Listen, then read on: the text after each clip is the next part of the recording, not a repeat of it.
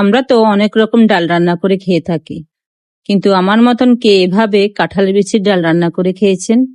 না খেয়ে থাকলে এক্ষুনি বানিয়ে ফেলুন। আসসালামু আলাইকুম everyone, welcome to cookie network. এখানে আমি কাঁঠালের বিচি নিয়েছি। কাঁঠালের বিচিগুলো খোসা ছাড়িয়ে নিয়েছি। এখানে আমি কিছু গরম পানি বসিয়ে রেখেছি, আর এই গরম পানির মধ্যে আমি কাঁঠালের বিচিগুলো দিয়ে দেব।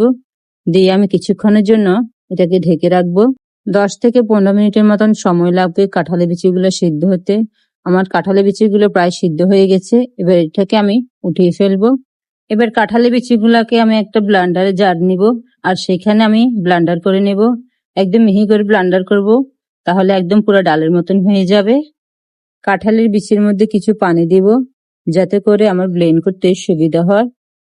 এবার একটি কড়াই নিচ্ছি, আর তার মধ্যে আমি কিছু তেল দিচ্ছি। তেলটা একটু গরম হয়ে আসলে এর মধ্যে আমি কিছু পেঁয়াজ কুচি দিয়ে দিব।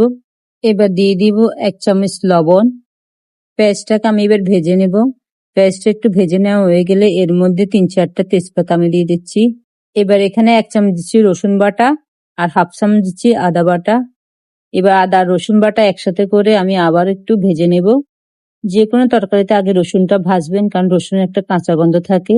এবার সামান্য পরিমাণ আমি হলুদ দিচ্ছি, হলুদ না দিলেও চলবে এখানে, তবু আমি একটু কালারের জন্য হলুদটা ব্যবহার করছি। আর সামান্য পরিমাণ কিছু জিরের গুঁড়ো ব্যবহার করছি। এবার এই মশলাটাকে আমি ভালো করে একটু কষিয়ে নেব। আমি যে কাঁঠালের বিচিগুলো ব্লেন্ড করে নিয়েছি সেটা এবার মশলার মধ্যে আমি সম্পূর্ণটা ঢেলে দেব। ব্লান্ডারের জগটা ধুয়ে আমি আবার একটু পানি দিয়ে দিচ্ছি। পানির পরিমাণটা একটু বাড়িয়ে দিবেন, কারণ ঠান্ডা হয়ে যাওয়ার পর এই কাঁঠালের বিচিগুলো আরো ঘন হয়ে যাবে। এবার আমি কিছু চিংড়ি মাছ আগে থেকে ভেজে নিয়েছি, আর এই চিংড়ি মাছগুলো দেশি চিংড়ি। আর এই চিংড়ি মাছটা দিলে কাঁঠালের ডালটা খেতে আরো ভালো লাগবে। আমরা যে নারকেলের ঝোলটা খাই, ঠিক একই রকম ফ্লেভার, একই রকম স্বাদ। আপনারা এইভাবে বানিয়ে খাবেন। নামানোর কিছুক্ষণ আগে আমি কিছু কাঁচামরিচ কেটে রেখে দিয়েছি, আর সেটা এবার দিয়ে দেবো ডালের মধ্যে। এখন কিন্তু কাঁঠালের সিজন, কারণ এই সিজনে অনেক কাঁঠাল পাওয়া যায়। আর কাঁঠালগুলা বিছে না ফেলে দিয়ে এভাবে রান্না করে খাবেন। এবার আমি কাঁঠালের ডালের মধ্যে একটু বার্গার দিয়ে দিব। তার জন্য এখানে কিছু পেঁয়াজ রসুন, কয়েকটা মরিচ, আর 2টা শুকনো মরিচ। আর এই শুকনো মরিচটা আমার আগে একটু ভেজে নেওয়া ছিল, তাই দিয়ে দিলাম। ভাগাটা দিলে ডালটা খেতে কি পরিমাণ মজা লাগবে, না খেলে বুঝতেই পারবেন না। আর ডালটা একটু আমি নেড়ে ছেড়ে দিচ্ছি, আর দেখতেই পাচ্ছেন ডালটা ঠান্ডা হয়ে যাওয়ার পর কতটা ঘন হয়েছে। এবার একটা চামচ নিয়ে আমি 1 চামচ উঠিয়ে দেখে দিচ্ছি কতটা ঘন হয়েছে।